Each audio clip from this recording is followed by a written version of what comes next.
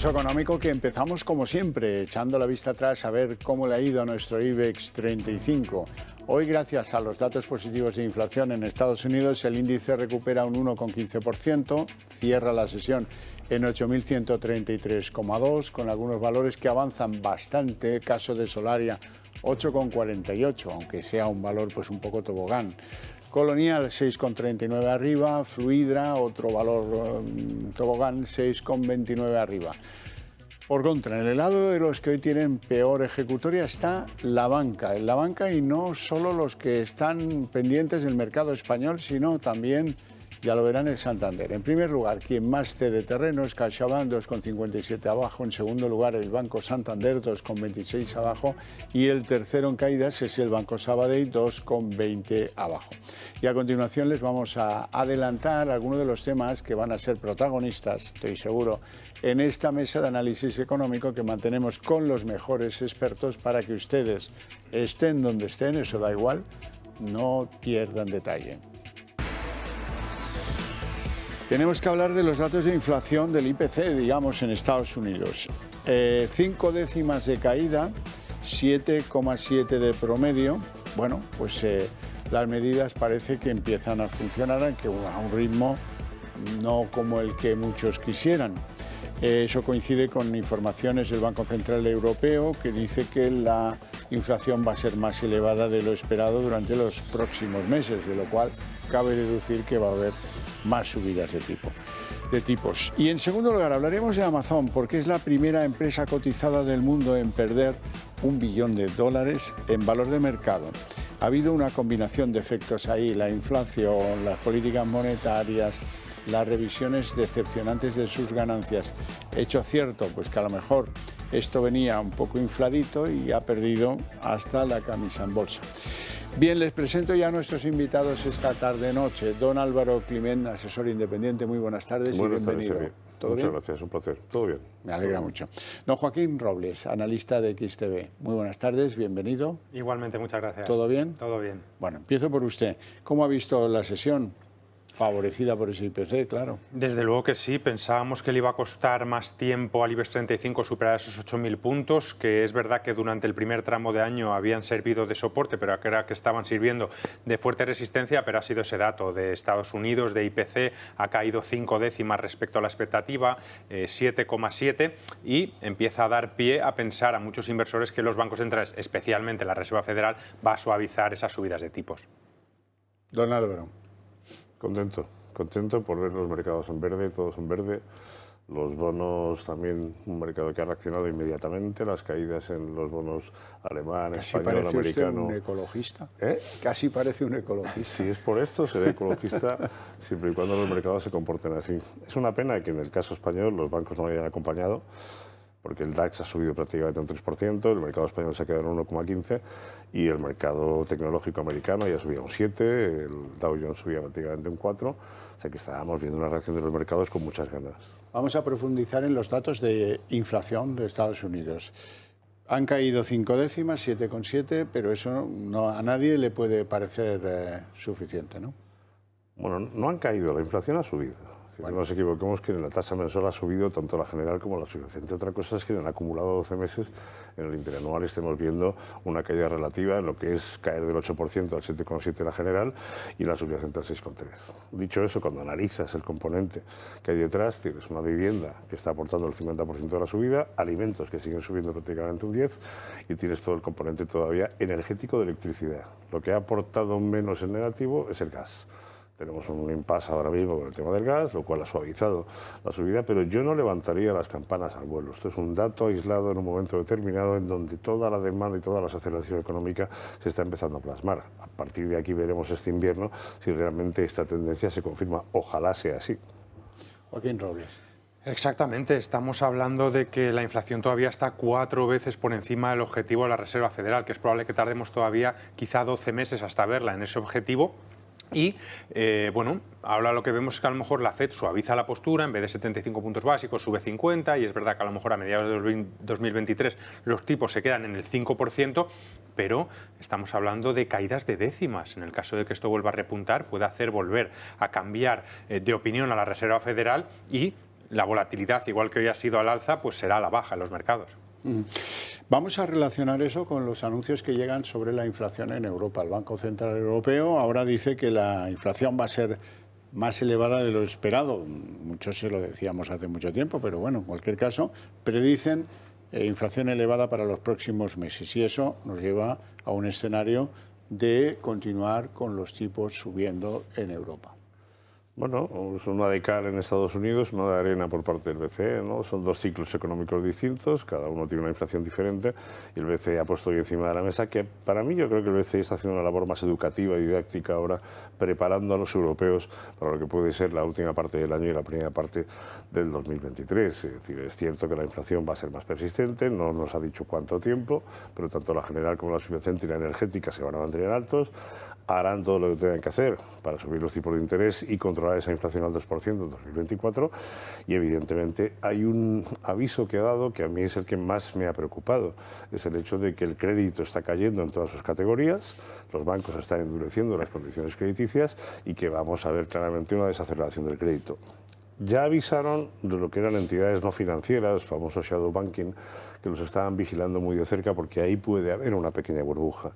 Los bancos financieros, digamos, o bancos comerciales son más sólidos, tienen más solvencia, más capital, pero no deja de ser una preocupación la desaceleración que están anunciando, porque esto va a tener más insolvencia, va a tener más morosidad y esa se va a plasmar en la primera parte del año que viene. Sí, y el problema también es que muchas veces tendemos a hablar de Estados Unidos como si fuera el resto del mundo, ¿no? Y es que Estados Unidos va 2 pasos por delante en la lucha contra la inflación y también, como decía Álvaro, en el ciclo económico. Es que en Europa la inflación lleva subiendo 15 meses consecutivos, está en el 10,7 y todavía no ha tocado techo que se sepa. Los tipos en Estados Unidos están al 4%, en Europa al 2%, por lo que aquí queda mucho más trabajo. Puede que en Estados Unidos, en el primer tramo de 2023, se empiecen a suavizar subidas de tipos, pero aquí es difícil que vaya a ser así, o por lo menos tomando de referencia las palabras de Lagarde, que en cada reunión dice lo mismo. Nuestro compromiso es con la inflación, sabemos que esto puede generar menos crecimiento y mayor desempleo, pero vamos a ser duros para luchar contra ella. Entonces, el mercado yo creo que espera otros 75 puntos básicos de cara a diciembre y como esto siga así, cerca de doble dígito, en el 8 o 9%, pues probablemente continúe en el primer tramo de 2023. Bueno, vamos a la sesión de bolsa porque me gustaría que, seguramente se lo preguntan ustedes, les contáramos por qué coinciden CaixaBank, Santander y Sabadell en el lado del rojo, con unas caídas bastante importantes de más del 2 y, bueno, pues al pelotón de los que suelen tener problemas, que son los bancos con más compromiso nacional, CaixaBank y Sabadell, hoy hemos visto que también se ha incorporado el Santander. Bueno, yo creo que ha habido varios factores. Uno, por un lado, las expectativas de menores subidas o menos agresivas de tipos de interés que el mercado había puesto encima de la mesa como mejores márgenes para los bancos, lo cual se ha enfriado, a menos a corto plazo. Segundo, el gobierno español sigue adelante con el impuesto a las energéticas, a los bancos y a las grandes fortunas, con lo cual no deja de ser un impuesto que al final son 3.500 millones que tendrán de impacto en la cuenta de resultados, que veremos si es constitucional o no y veremos si Europa lo permite aprobar o no. Y luego además yo creo que también todos los efectos de aprobación del BCE de reducir los famosos beneficios que hay del cierre de los bancos con las telitros y la financiación que estaban consiguiendo extra, precisamente por colocar los depósitos y la facilidad de depósito desaparece, con lo cual se han juntado 3 factores que de alguna manera puede ser un poco la tendencia de caída de hoy y además que han hecho un buen año comparado con otros valores que se han quedado muy atrás. Sí, el tema de la banca yo creo que es rotación de cartera. Al final tienes unas expectativas de que los tipos van a seguir subiendo, eso va a seguir ensanchando los márgenes de intereses, los potenciales beneficios. En el momento que ya se empieza a ver un tope en lo que va a ser este ciclo de subidas, que repetimos, en Europa todavía no se ha visto y al final estamos hablando de bancos españoles que la mayor parte de ellos donde operan es aquí en Europa, pero bueno, los inversores ya están empezando a ver hasta dónde podrían llegar y de ahí que bueno, también viendo el buen comportamiento que ha tenido sobre todo la banca mediana, Sabadell, Bankinter, CaixaBank subiendo más de un 30% en el año, pues decidan deshacer posiciones y empezar a mirar a otros sectores. Hablemos de un movimiento el que está teniendo lugar estos días en Naturgy. Criteria, CVC, IFM, los australianos, GIP, todos parecen haber llegado a la conclusión de que tienen que firmar acuerdos de estabilidad accionarial. Una especie de cierren las compuertas, no sea que entre los malos. ¿O cómo hay que interpretar estos movimientos? Bueno, yo creo que desde que Naturgy anunció la escisión, que luego se paró básicamente por la propia ministra de Industria, que puso una serie de pegas en aquel momento, se veía una posibilidad de que aquellos que entraron antes en Naturgy, como CVC o como puede ser GIP, que tenía unas plusvalías entre dividendos y subida de la acción de casi 3.000 millones, pudiesen tener la opción de vender parte de la participación, con lo cual pues varios revolotearon cerca, Total, Repsol, alguna más, para cambiar y fomentar su estrategia que quieren de aquí a 2030, y de alguna manera, bueno, pues había una especulación en el mercado de que podía ocurrir. ¿Estos pactos son vinculantes? Yo creo que no. Es un mensaje al mercado de tranquilos, que no va a haber movimiento accionarial, la acción no se va a ver penalizada, y en cualquier caso, si vendiese alguna participación de las que tienen ahora mismo en Naturgy, tanto CVC como GIP, hay manos compradoras, con lo cual yo creo que la evolución de la acción no se va a ver perjudicada. Sí, desde luego, a pesar que en el acumulado del año cae alrededor de un 8 o un 9%, en el último mes es verdad que había recuperado muy bien, un 15%, y eso había levantado, ¿no? Como bien decía Álvaro, pues las especulaciones de que varios de los fondos que tienen participación en Naturgy podrían deshacer posiciones. Bien, pasamos de tema y nos vamos al gigante siderúrgico ArcelorMittal. Han reducido un 17% su beneficio en lo que llevamos de año hasta septiembre, hasta los 9.000 millones. ¿Cómo lo interpretan? Bueno, yo creo que es un tema coyuntural. Es decir, los señores venden acero. Entonces es evidente que los costes operativos les han aumentado. Por otro lado tienen el efecto de inflación y por otro lado tienen la caída de la demanda. Es decir, los propios PMIs de Europa en los últimos meses han venido anunciando que los nuevos pedidos, tanto internos como externos, estaban cayendo. Es decir, era un anuncio, digamos, adelantado de que se estaba desacelerando la demanda. Dicho eso, yo creo que la compañía ha presentado unos resultados incluso mejores de lo que se esperaba. La evolución de la deuda está siendo muy buena, la han reducido un 7%. El balance a mí me parece un balance absolutamente potente y sólido cara a lo que se nos viene encima en los próximos meses por lo que ha dicho el BCE. Con lo cual entiendo que estos son momentos coyunturales que tendrán que pasar este trimestre, el tercero, el cuarto, a lo mejor parte del primero, pero tienen capacidad precisamente para aguantar este envite. Y además hay que tener en cuenta otro factor: el principal consumidor de materias primas del mundo, que es China, está ahora mismo con continuos bloqueos, ¿no?, por esa política de COVID cero, y arrastra ya desde hace más de un año, que hay que recordar que por estas fechas, hace un año cayó ese gigante chino de Evergrande, pues sigue con una crisis inmobiliaria importante, ¿no?, y muchas de las construcciones, pues claro que consumen acero. Entonces, bueno, hay que tomar como que los resultados son buenos, pero que no están cumpliendo las expectativas, ¿no?, que quizá tenía el mercado. Bueno, seguimos con algún nombre propio. Almirall, que hoy presentaba resultados. Han ganado 10,9 millones de euros hasta septiembre y parece que se han sabido diversificar hacia nuevos productos dermatológicos. Bueno, Almirall venía de unas pérdidas el año pasado por unos efectos de deterioro de activos de casi 100 millones, con lo cual, bueno, pues ya está en beneficios otra vez. Es cierto que el EBITDA le ha caído casi un 10% por efecto de mayores inversiones en I+D y por los nuevos lanzamientos, pero las líneas que tienen ahora mismo en el mercado, que es dermatología por un lado y lo que es antihistamínicos, están funcionando muy bien, sobre todo dermatología, que crece más de un 50% en ingresos. Luego además tiene un pipeline de 3 nuevos productos que van a lanzar al mercado, que parece que tienen unas perspectivas de ingresos muy buenas, entre 200 y 450 millones de euros cada una.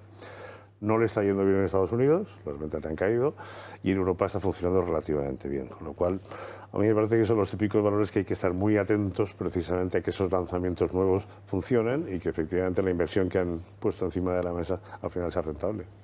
Y además hay que tener en cuenta varios factores. Es una de las compañías que peor se ha comportado en el IBEX. Es verdad que no ha sido el año de las farmacéuticas. De hecho, eso le obligó, ¿no?, a salir del IBEX 35 allá por el mes de junio, cuando entraron SACIR y Acciona Energía. Pero es una acción que va a haber que empezar a mirar más detenidamente, ¿no?, porque con esta actualización, ¿no?, en su valoración puede empezar a ser atractivo, porque es la típica farmacéutica, a diferencia quizá de otras, que tiene un surtido de medicamentos muy estable, ¿no?, que le permite tener pues esos resultados más sólidos o más recurrentes que a lo mejor otro tipo de farmacéuticas que se dedica más al I+D y a sacar nuevos fármacos. Entonces, a este nivel de precios nos parece que también en el ciclo las farmacéuticas lo pueden hacer bien, y hay que tener en cuenta, a medida que van pasando los años está aumentando la esperanza de vida, cada vez hay más población, por lo que dentro de esa megatendencia del envejecimiento poblacional, las farmacéuticas van a tener un peso importante, porque cada vez también a priori se deben de consumir más medicamentos. Bueno, y el gobierno se ha metido en otro lío, que es ampliar el impuesto a la banca a las entidades extranjeras que operan en España. Y muchas de ellas es previsible que acudan a Bruselas a decir, oiga, Vamos a ver, ¿esto qué es lo que ustedes pretenden con este impuesto? ¿Con nosotros? ¿Solidaridad de qué? Nosotros pasamos por ahí, hacemos negocios allí como en cualquier otro sitio, pero nos debemos a otras leyes, las del país de origen. Bueno, el gobierno es especialista en meterse en charcos, especialmente con la Unión Europea últimamente, que no hace más que darle collejas una detrás de otra cada vez que sacan un anuncio de un posible nuevo impuesto. Esta es una petición que hicieron los bancos que inicialmente se vieron afectados y que veían que otras entidades bancarias se quedaban excluidas, con lo cual había, digamos, una discriminación con respecto a los bancos y otros. Dicho eso, hacerlo extensivo a los bancos extranjeros y sobre todo a todas las filiales que de alguna manera hasta ahora compensaban las pérdidas, no las van a poder compensar en un 50%, no es más que meter más presión a la banca en un momento en donde precisamente lo que hay que hacer es dejarles que sigan creciendo, que el crédito fluya y que de alguna manera podamos encontrar una flexibilidad en la economía, cosa que el gobierno está haciendo todo lo contrario, no hace más que poner restricciones en todos los sectores. Sí, esto ocurre en la banca, pero ocurre en otros sectores, ¿no? Al final, en este tiempo que estamos viviendo de incertidumbre más convulsa, lo que quieren las empresas es un marco jurídico mucho más estable, ¿no? Y no que se hable de que se te puedan intervenir los beneficios en un momento sí o en otro no. Lo estamos viendo incluso también en Estados Unidos, ¿no? Que también Biden quiere empezar a intervenir esos beneficios a las grandes petroleras y salía un poco, a correlación de esto, pues los impactos que había tenido en el pasado ese tipo de intervenciones, que muchas veces es contraproducente. De hecho, ya vimos por parte de la Unión Europea cómo hacían un llamamiento de, bueno, pues si os suben esos impuestos, trasladarlo al cliente final, ¿no? Entonces, al final, muchas veces no sabes qué es mejor. Como si no fuera eso la tónica habitual. Desde luego. Por cierto, bueno, vamos a hablar de Amazon. Amazon es una compañía que muchos utilizamos, que conocemos y que sorprende porque es la primera empresa cotizada del mundo que pierde $1 billón en su capitalización, en su valor de mercado. ¿Qué ha pasado? Bueno, hay que decir que para perder $1 billón tienes que valer más de $1 billón, ¿no? Claro. Estábamos hablando, creo que de la tercera compañía más valiosa del mundo, después de Apple y Microsoft. Bueno, pues lo que ha pasado no es tanto por malos resultados, porque las tecnológicas norteamericanas siguen teniendo muy buenos resultados, es más por las expectativas. Y aquí hay dos factores, ¿no? Primero, su marketplace, ¿no? Su aplicación para comprar cosas, que la expectativa es de que va a haber un menor consumo. También venimos de un boom después de los confinamientos, los estímulos monetarios, fiscales, donde la gente ha consumido más que nunca. Y luego la pata más importante, que era la que más estaba creciendo, que era la de AWS, la de Amazon Web Services, que se dedicaba más a temas de ciberseguridad, almacenamiento en la nube, venía creciendo a unas tasas enormes y está empezando pues a consolidarse, sobre todo por el aumento de competencia y porque también las empresas que ya han vuelto de ese modelo de teletrabajo están empezando a gastar menos. Un 40% ha caído lo que va de año. A nosotros nos sigue pareciendo que a este nivel de precio es una empresa que no para de innovar, que tiene una cuota de mercado enorme y una capacidad de fijar precios muy importante. Es una oportunidad en estos momentos. Álvaro. Amazon ha perdido casi $1 billón, pero es que las 5 principales tecnológicas han perdido 4. Estamos hablando de que el Nasdaq este año cae casi un 32%, el S&P 500 cae un 20 y tantos, y en el caso de Amazon un 40-50, que es lo que lleva en el año.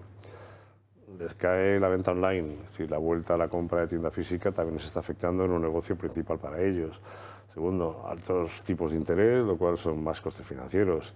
Y tercero, es que a la vuelta de la esquina, como ya hemos comentado, hay una recesión. Entonces la gente está ahora mismo, digamos, siendo más prudente a la hora de gastar. Otra cosa es que llegue Black Friday y que llegue Navidades y veamos un tirón.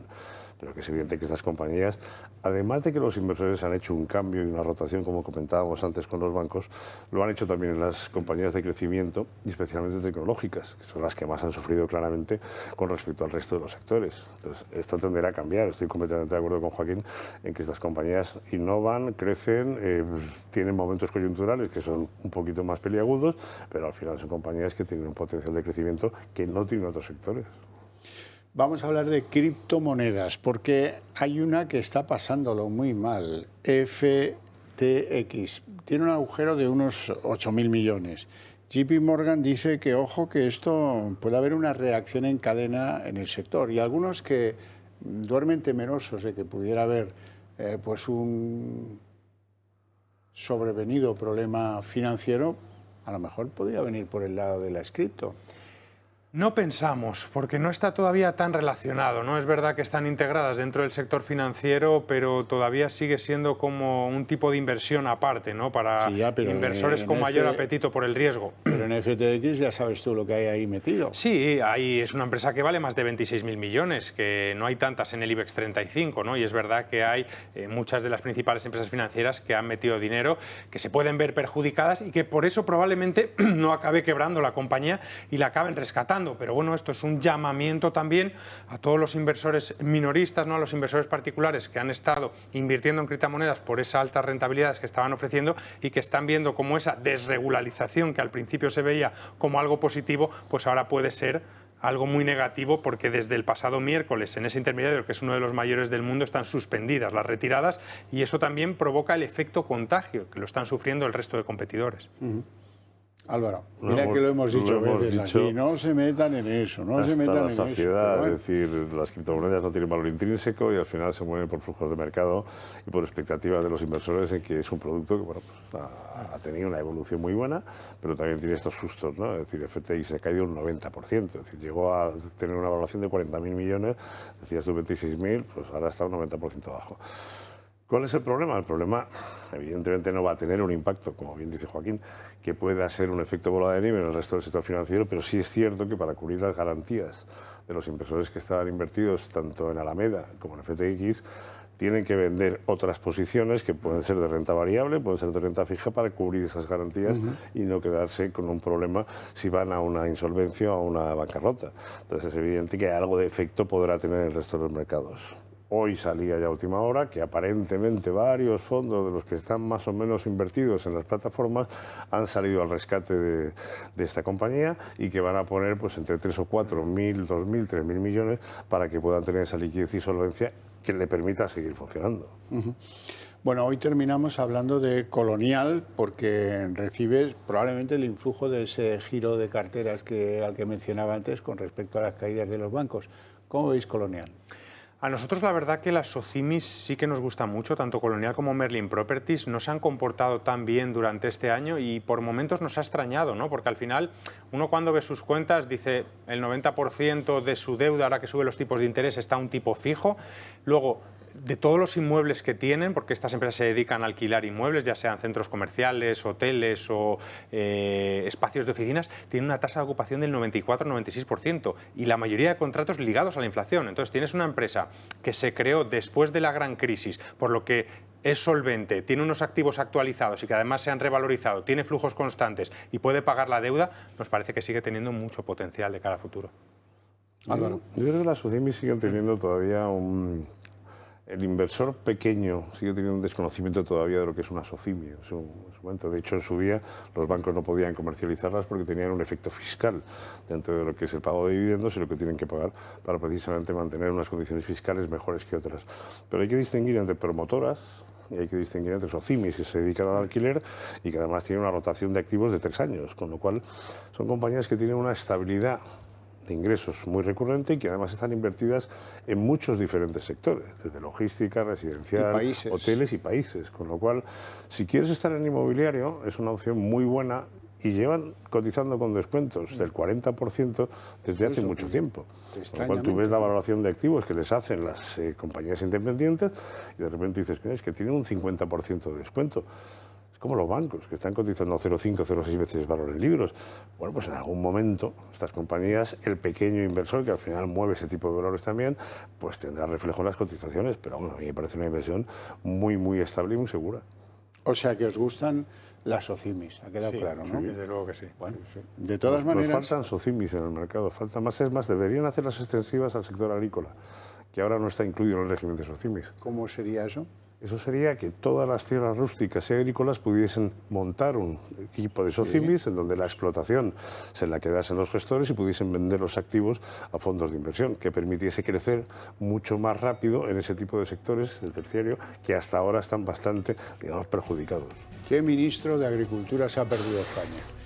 No con este que tenemos planas. Deje. Buena idea, muy buena idea. No tenemos tiempo para más, lo dejamos aquí con mi agradecimiento a ustedes dos por sus opiniones, por su presencia en el programa, a ustedes por su paciencia desde sus hogares. Les invito a ver a continuación la redacción abierta con todo lo que trae la política.